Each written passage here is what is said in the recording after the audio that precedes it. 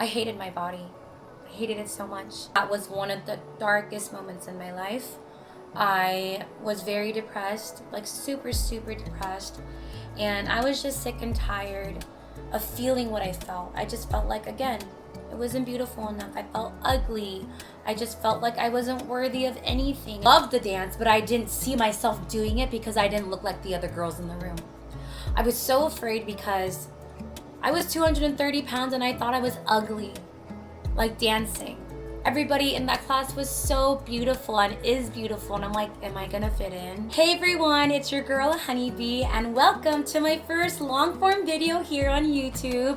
I know I post a lot of shorts, but today I wanted to be a special day because it's my first long form video with a get to know me, and I wanted to do something fun where I open this fun blind box keychain set from Top Toy. It's Sanrio characters and it's the Latte Baby version, which I'm excited about because my dog is named Latte.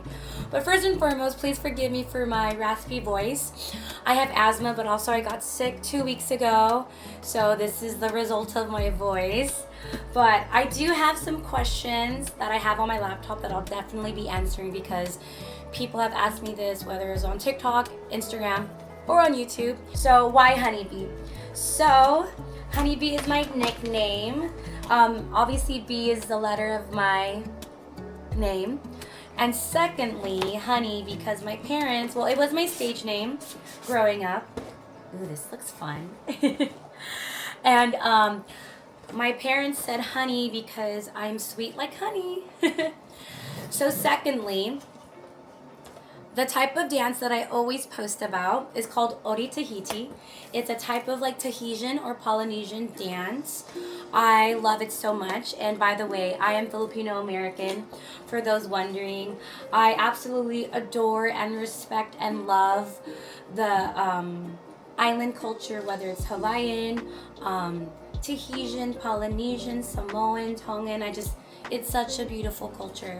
And I love that I was able to learn a lot of the dance moves, and let me tell you, they're not easy, but it's absolutely fun. Also, I do not teach Ori Tahiti, the dance, because first and foremost in the culture, there's someone appointed to teach that and they go on a special journey, and I don't want to take away from people of the culture, so I don't teach at all. But if you guys are looking for some resources, I can definitely leave that below. What's this one? Oh, it's Hello Kitty. That is so cute. Okay, let's see the second box. So when I started doing content creation, it was because I got let go of my dream job, which is absolutely okay. I always believe everything happens for a reason. But I didn't know what else to do, and I still wanted to be creative in my own way. And one of my friends told me to do content creating. I had no idea what that was, but at the time I was like, you know what, let me try it. It looks fun. So when I started doing content creating, I basically did because I'm from LA, I did a lot of LA hidden gems, Orange County hidden gems. It's Pochaco, so cute. Aww. But then I was like, I want to do something else, right? Because it's like, I didn't want to tie myself to a so-called niche at the time. And so I was like, oh, I love the 1930s and 1940s era, 1950s. Well, I love anything from the 1930s to the 1960s. So I did a lot of vintage and pinup style content. So that's what I did after that. I was thrifting. I was going to really fun car events. And let me tell you, 1950s cars are chef kisses. And then after that, I kind of was like, oh my gosh, I'm so tired of curling my hair every day because I did a lot of the victory rolls and my hair got damaged a lot. So then from there I was like, okay, you know what? Let me try the foodie scene. So then I did the foodie scene. It was so much fun. Again, it was kind of similar to the Orange County and LA County hidden gems, but this was more so focused on food. And I not only did LA County, Orange County, I even hit Las Vegas or anywhere I went with family and friends. That's what I would cover. Or even Universal Studios seasonal food, Disneyland seasonal food, Knott's Berry Farm seasonal food. So I did stuff like that, and it got really fun. But unfortunately, with my depression and anxiety, I just felt it was like one of my darkest moments in my life was when I was a foodie. And nothing because of the community, it was because like I don't know, I just felt like I was ugly. I didn't feel like I was good enough. I felt like I was not worthy like of a person that like because my goal has always been to inspire others or to touch people's lives, whether it was through music, dance, or whatever it may be. And I was like, what if I tell my story, which was like, me being a singer in the Philippines, me being told I need to be Jenny Craig at a young age, and me dieting and me taking diet pills and, going through this toxic, body image, body dysmorphia thing. And in the latter of 2023, when it was New Year's Eve and the ball dropped, I was like, you know what? I'm going to tell my story. This is going to be a little scary, but I'm going to do it.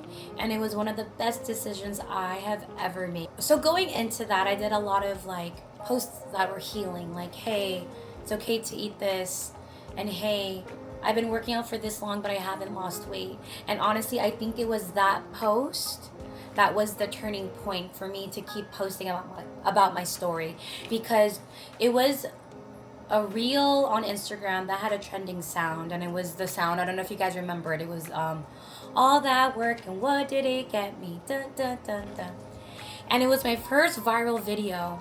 But with viral videos, like there are hateful comments, and I still get them today, and they hurt. Those comments hurt me so much. Like I was crying almost every day for a few months, maybe like 2 to 3 months. And with the grace of God, I met people along the way to help me.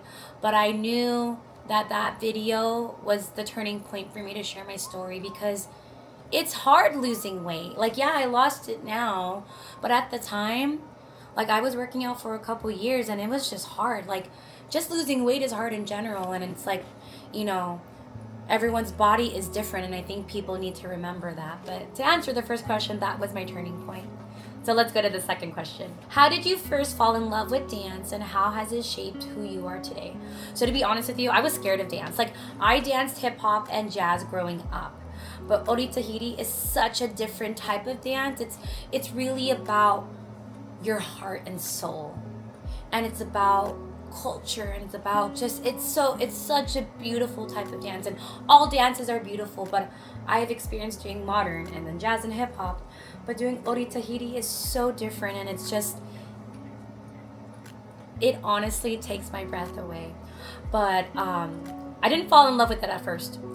I loved the dance, but I didn't see myself doing it because I didn't look like the other girls in the room.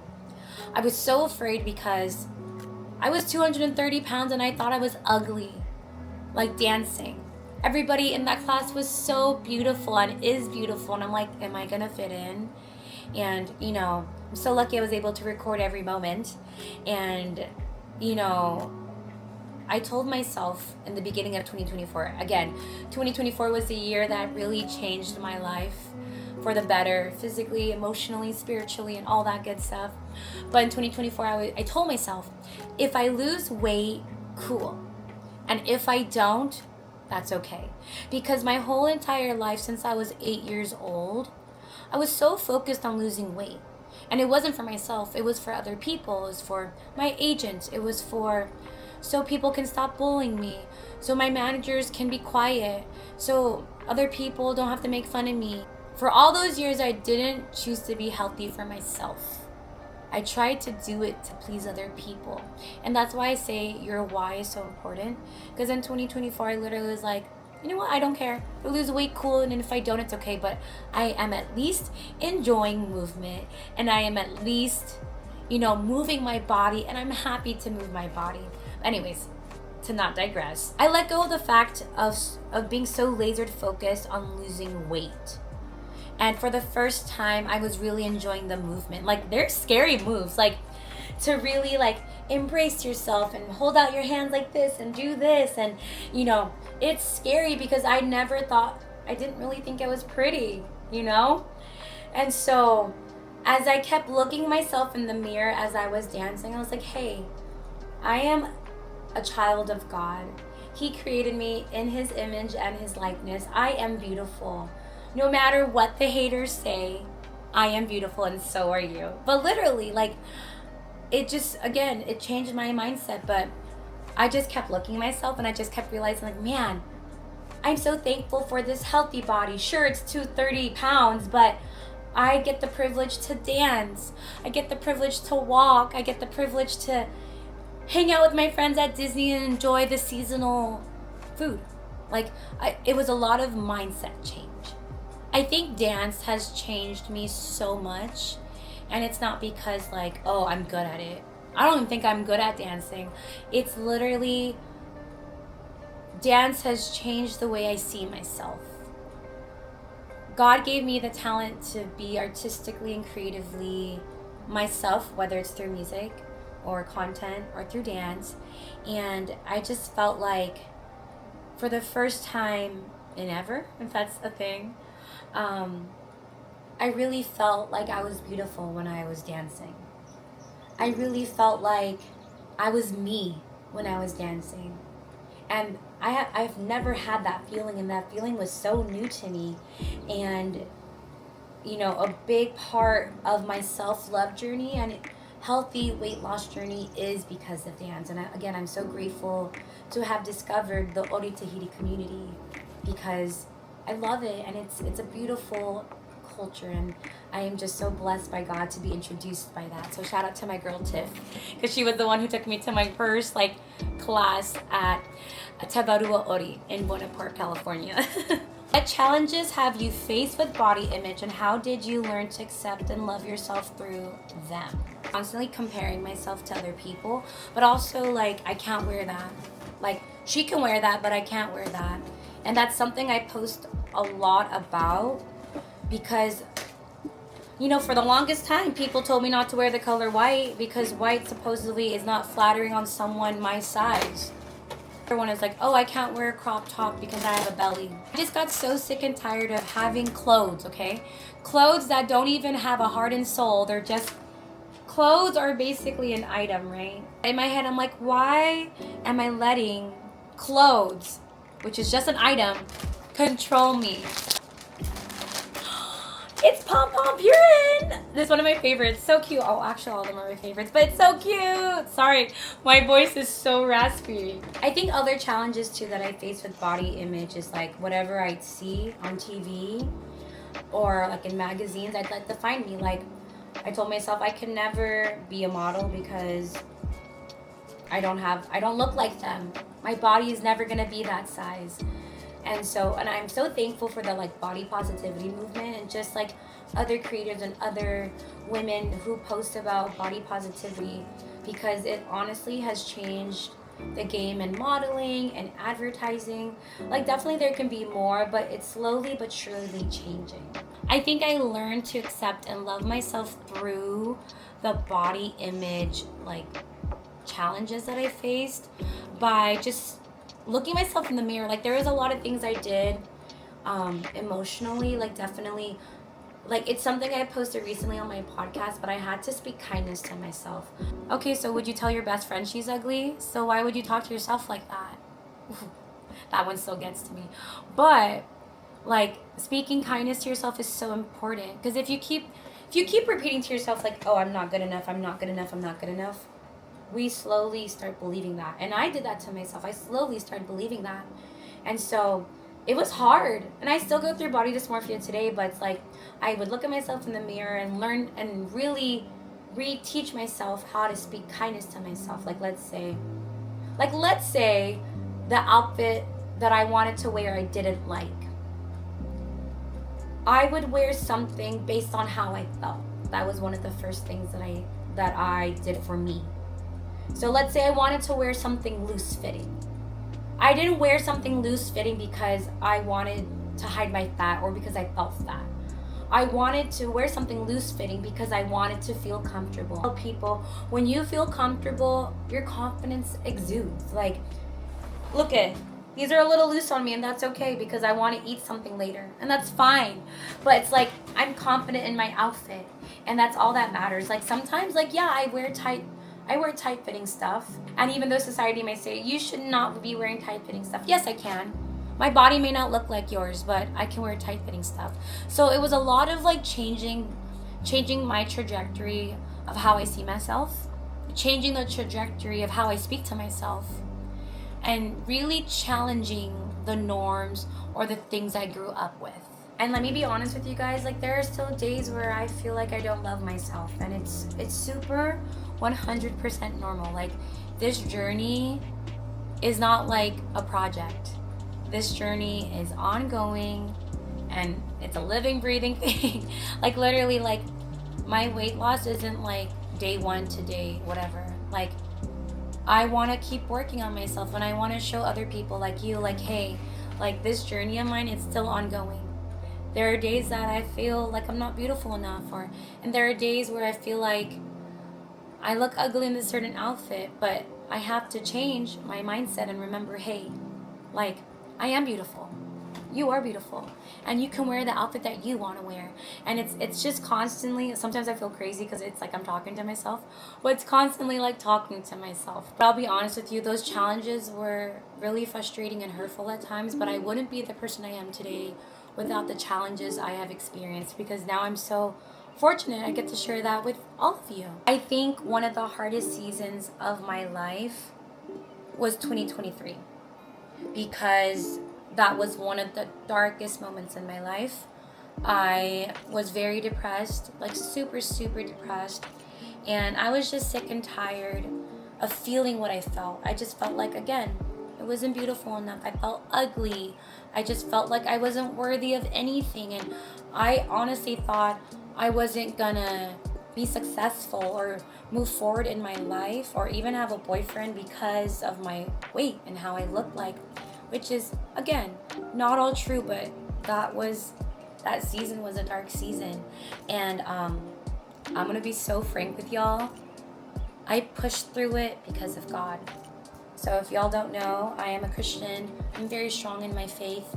And all of this, like the platform I have on here, on Instagram, on TikTok, I wouldn't be able to have shared my story with so much heart, soul, and determination if it wasn't for God. Sharing this, like sharing my story was scary for me, because I have to dig up all the trauma. I have to dig up the things I felt and relive it a little bit. But it was so worth it because I have each and every one of you on here and I'm so blessed. But it honestly, I pushed through because of God. I pushed through because I am a child of God. Pushed through because Jesus died on the cross for me. I wouldn't be here without him. So that is how I pushed through. Like I said earlier, faith has played a humongous role. My family and my friends have been there for me. Y'all know who you are. Shout out to you guys. Also, shout out to my special someone out there. There are things, yes, I definitely post a lot about my life, but I do have things I keep private for myself. But love you. I'm really blessed by God with the family I have, with the friends I have, with my special someone in my life. I'm so grateful and appreciative. But also, community has played such a big role because, again, I'm so thankful for each and every one of you. Whether you like me or not, I'm very thankful. My goal at the end of the day is just to inspire each and every one of you and to remind each and every one of you that you are beautiful, that you are loved, you are amazing. Your worth is not defined by the size of your jeans or how much you weigh or the size of your belly. This may sound cliche, but it's what's in here, who you are as a person, that determines your worth. I think for the longest time, I assumed that my worth would be determined by my weight. I thought I'd be more successful if I lost weight, right? I'd get more opportunities if I lost weight, and that is not the case. So, honestly, faith, my family, my friends, my special someone, and the community plays a really big role in my transformation. And again, I'm just thankful for each and every one of you. So I do want to warn you for this question. I will be talking about my eating disorder. I'll go into it, but I'll also be going into people assuming that I was puking in the restroom because of the story I'm about to tell you. So I just want to give a fair warning to that. So here's the question. What was your relationship with your body growing up? I had a very toxic relationship with my body growing up because at the age of probably 7, I knew that I wanted to be in the entertainment industry. And that was late 1999, early 2000s. And unfortunately, at the time, when I was auditioning and just doing a lot of the acting stuff, I was always told that I was fat, like straight out, and that I needed to lose weight if I wanted to be on TV. If I wanted to get auditions, if I wanted to get more success, I needed to lose weight. And I was obsessed with losing weight. And I was working out at a really young age. I was on Jenny Craig at a really young age. And like, my parents were super supportive. Like, they wanted to support my dreams, so they went along with it. And by all means, does that not mean like just because my parents agreed with it doesn't make them bad parents. I just want to say that, because people are like, your parents agreed with it. They agreed with it because they wanted to support my dreams. They knew that I wanted it so bad, you know what I mean? So there was even a cleanse, and this is where I wanted to also give a fair warning. In high school, Beyonce did this detox, and I tried it. It was like a honey, lemon, cayenne pepper detox, and you just like drink it, I think, in between or after your meals.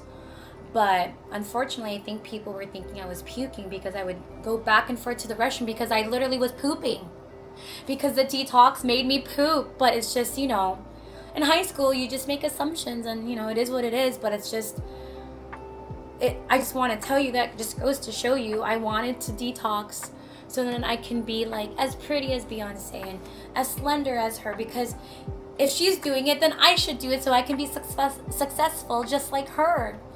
And unfortunately, my relationship with my body got worse when I was in high school, because I then moved to the Philippines because I got offered a 5-year contract as a singer and an actress. And again, that's a story for next time, but it was a good experience. It really honed me as a performer, as a growing adult. It really changed my life, and I wouldn't have it any other way. But I will say this, I thought when I moved to the Philippines that I would be told to stop losing weight, but I was not.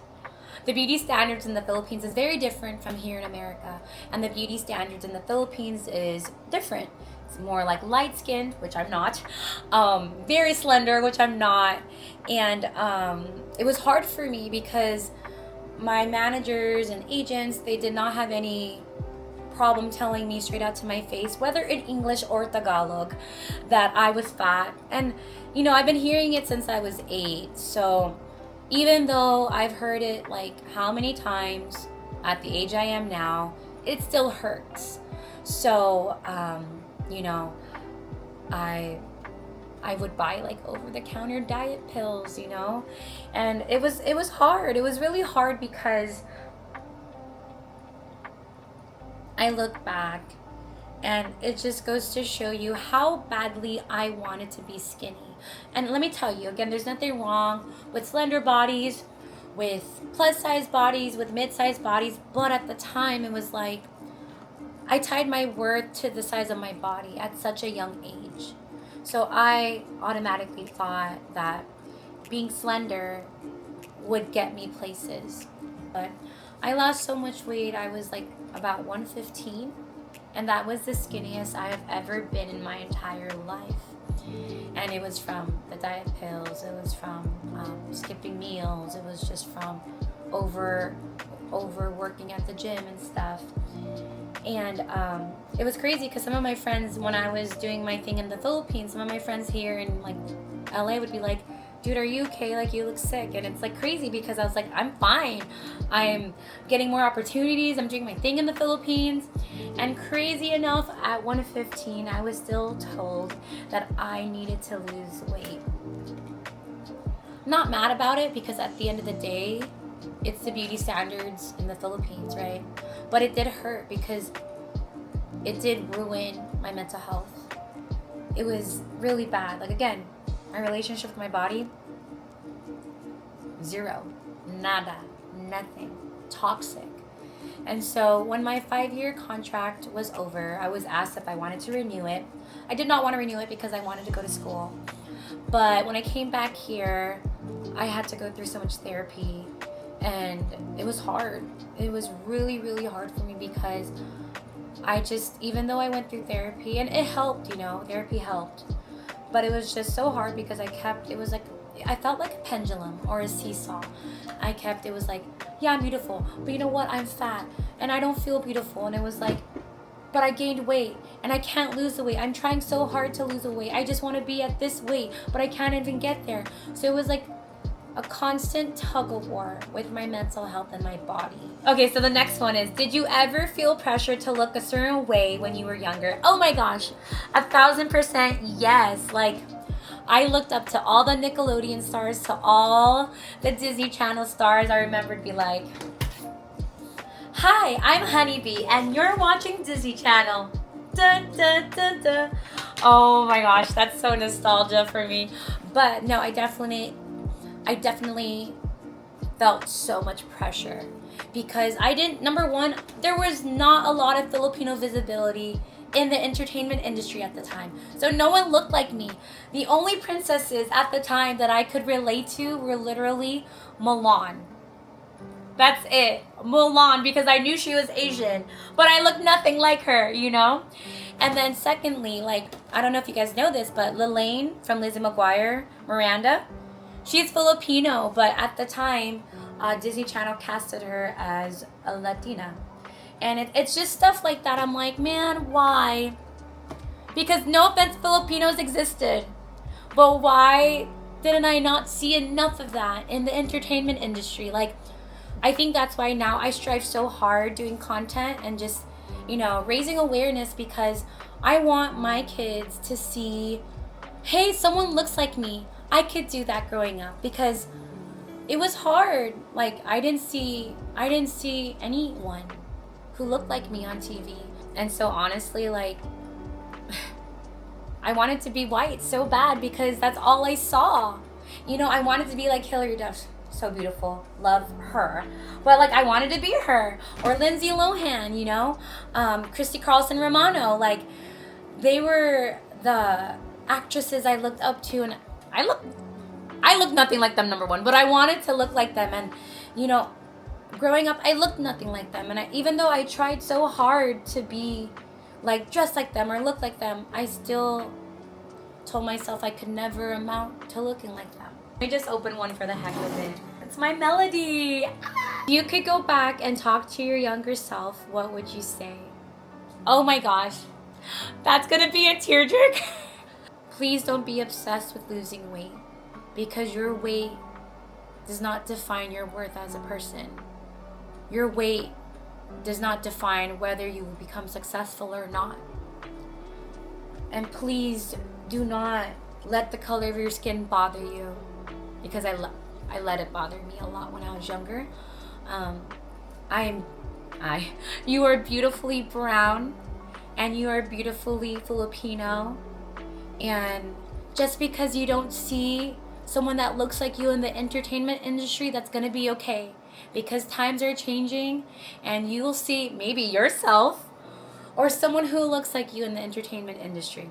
Obviously, which is not true. It's hard because it sounds so weird to be kind to yourself, but please don't say mean things to yourself. Don't hurt yourself mentally by speaking negativity to yourself. Know that you are beautiful and that you are a child of God. You are beautiful. You are worthy. You are amazing. You are talented. And you will go far in life just being who you are. No matter how you look like, no matter what size you are a star and you are an icon. So like I said before, I think one of the things that was hard for me to unlearn was to speak kindness to myself.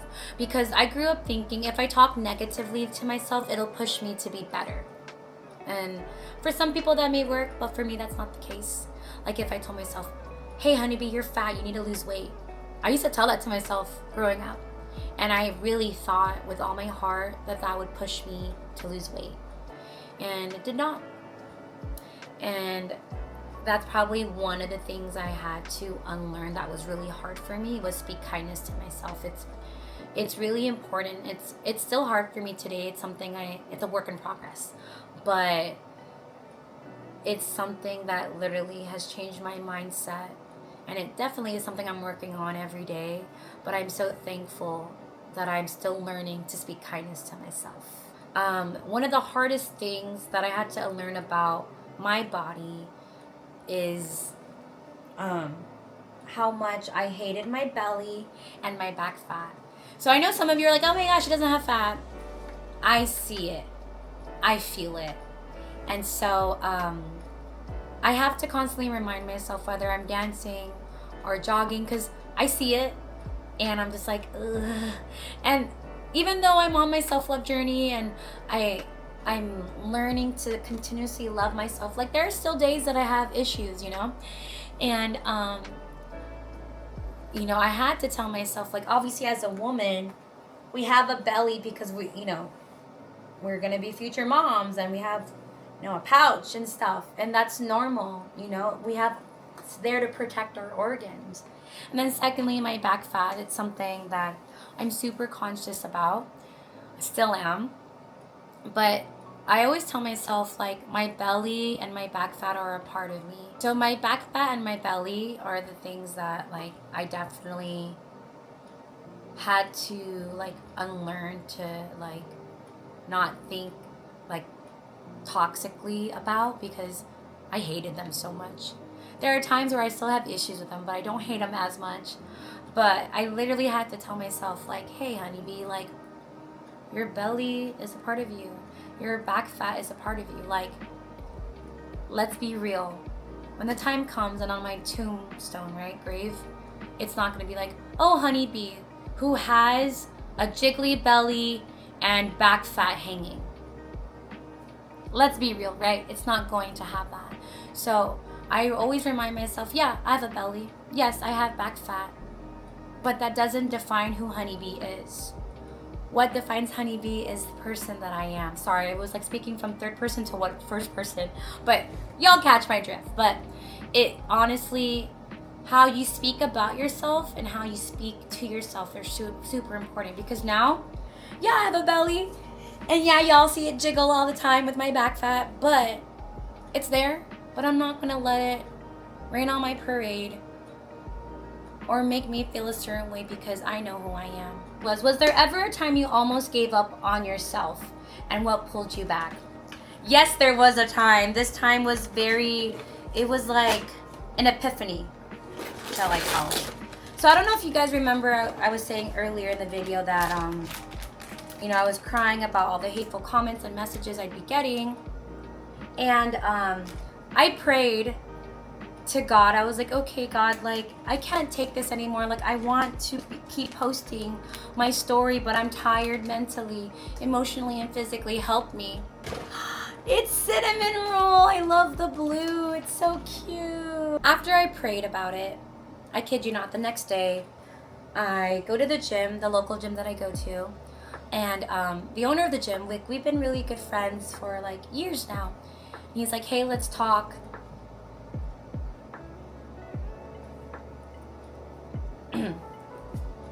And he was like, I can't stand seeing you cry anymore at the gym. Like, let's sit down and talk. And I was like, oh, great. So, you know, we were talking, and then I start crying because he was mentioning, like, verbatim, like, the comments I was getting. And I'm like, in my head, Andy, why are you, like, talking about these comments? Like, you know they hurt me. Like, why are we doing this? So, mind you, I have been called almost every animal in the book. Hippo, pig, what else? Oh, capybara. Hey, mom. But he would tell me, like, do you remember the comment? This one. Called you a pig. Called you a whale. And I'm like, yes, Andy, I remember. What is your point? He's like, are you a pig? I start crying. Because I'm like, yeah, I am a pig. They're calling me a pig. He's like, no. Are you a pig, literally? Are you pink? Do you have a squiggly tail? Do you live on a farm? And, like, I felt so crazy, because as I was crying, my tears stopped dripping down, and I started laughing. Because I'm not a pig. Don't live on a farm. I talk English. They talk animal, obviously. But, like, also, whatchamacallit? I don't have a squiggly tail. I'm not pink. I'm brown. So, he literally changed my mindset. Like, again, a lot of it has to do with mindset change. And I was like, oh, you meant literally. And then he pulled up the whale comment. Do you live in the ocean? And I'm like, no. Sorry, it makes me laugh all the time. Do you have a hole on top of your head for you to breathe like a whale? And I said, no. He's like, then why are you believing these comments when you're not actually what they are? You're not a whale, you're not a pig, you're not a hurricane, right? Why are you letting people who you don't even know define you? Like, they don't even know who you are. Obviously, like Andy was talking, I know who you are. I know the person you are. You are a person. You are not a pig or a whale or a hippo or whatever animal they want to call you, or call you a hurricane, you know? So he really changed my mindset. But it was honestly, I was so close to giving up previous to that conversation. I was like, why am I doing this? I'm so tired. But honestly, like, thank you, Lord, because Andy and I had that conversation, and ever since then, give me all the negative comments. I will be okay because I got God. But again, thank you guys for watching my first long form video. This was really nerve-wracking to make, but I am so excited to do more of these. And I'm happy too because I got to answer some of the questions you guys have sent over. But also, I hope this gave you a chance to get to know me. And I do plan on going live soon. I'm really bad. I know I posted a couple times on YouTube like, hey, I'll go live soon. And then I got sick and then all of this stuff. So just please be patient with me and bear with me. But thank you so much. Kuromi! I love the colors. They're so pretty. Look it. So here are all the ones I got. Kuromi, My Melody. Oh my, can I hold these? Cinnamon Roll, Pom Pom Purin, Hello Kitty, and Pochaco. So cute. When did you realize dance wasn't just movement for you, but a healing outlet? I think I realized it when I honestly started enjoying it. So I started doing Ori Tahiti in like October, November of 2023, but it wasn't consistent. And I was like, am I really gonna like this? Like I don't look like them. Like, that's honestly what I was thinking. And then, like I told you guys, in 2024, when I decided to share my story and share like what I've been through, you know, and when I really started embracing dancing, which was probably like maybe like April, May-ish of 2024, that's probably when I really started enjoying Ori.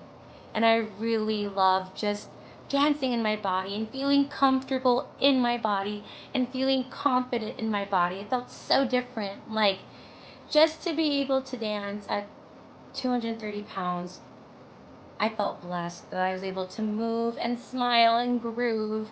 And now that I'm at 160, I am still happy dancing and grooving and doing Ori Tahiti. But honestly, that's when I realized during that time frame that it wasn't just about moving. It really was something healing for me because, like, honestly, dance is like medicine to me. Like, I love doing it. I enjoy doing it. I'm so thankful to God for giving me the talent to be able to entertain and dance and do everything that I'm doing now. So, yeah. Anyways, fam, thank you so much for watching my video and for the constant love, support, or hate. I greatly appreciate each and every one of you. And if you haven't followed me yet, you can follow me on Instagram, TikTok, and my Facebook page, which is all Life Through a Honeybee.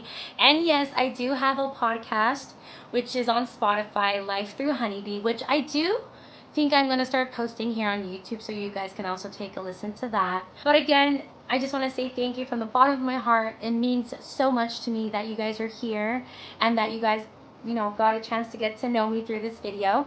If you guys have any other questions that you want to ask me, comment below, or maybe comment below the next video I should do. And I'll catch you all on the next video.